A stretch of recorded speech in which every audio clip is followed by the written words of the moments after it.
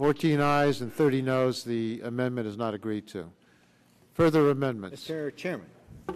Mr. Stearns. I call up amendment number 33. Mr. Chairman, reserving point of order.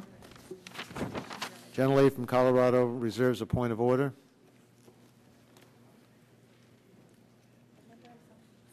Could you repeat the number, please? I'm sorry. 33. 33. It was the Barton amendment, but now it's the Stearns amendment. And it was 25, but now it's 33. It's the same amendment with no income test. Amendment offered by Mr. Barton. In Section 3, oh, I'm sorry, it's for Mr. Stearns. I apologize. It's late. Without objection, the amendment will be considered as read. The gentleman from Florida is recognized for 2 minutes. You know, this amendment is not necessarily the Barton amendment or the Stearns amendment. It could be the Bernie Madoff amendment, because what we have here is we're asking that people that make more than $1 million, it would prevent them, in fact, if they had $100 million, it would prevent them from receiving COBRA premium assistance subsidy. So, you know, when you look at what we had in the previous amendment, it might have been called the Lehman Brothers amendment, but I think this one is a Bernie Madoff amendment, because all I'm asking is if you have an income over $1 million, and this means, you know, you could have 50 million, 100 million, that, you know, the government should not step in and start to pay your health insurance. Taxpayers have to pay 65% of the COBRA premiums for multi-millionaires. Now, Mr. Chairman Waxman, you and your colleagues really don't want to do that. I know you don't. I mean, I know you have a lot of rich friends. It's silly. But the friends you have can support this. You're one of them. And they don't. What did he say?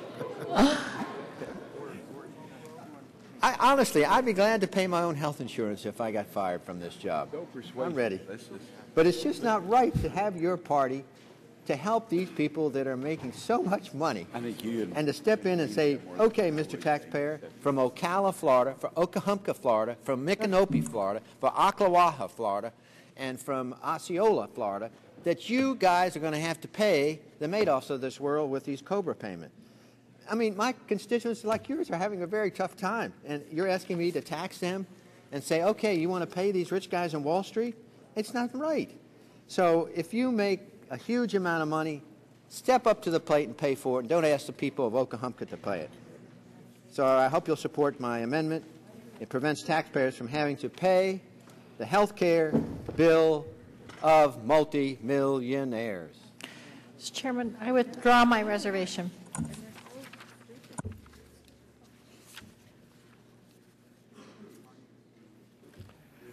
The chair recognizes himself.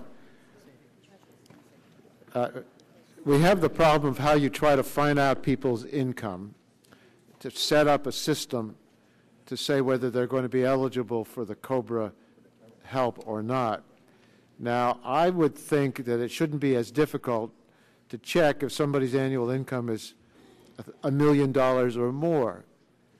And I don't know how that would be structured, but I'll agree to the amendment, and we'll see whether we can figure out a way to structure it. Mr. Chairman, will you accept the amendment? He just did. I'm willing to accept the amendment on the condition that we'll see if it can work. Okay. And if it can't work, we're not going to stay with it, but we'll give it a try. Well, I think we just won one. Well, we both can be outvoted. The question now comes on the Stearns Millionaire Amendment. All those in favor of the amendment say aye. Aye. Opposed, no. The ayes have it, and the amendment's agreed to.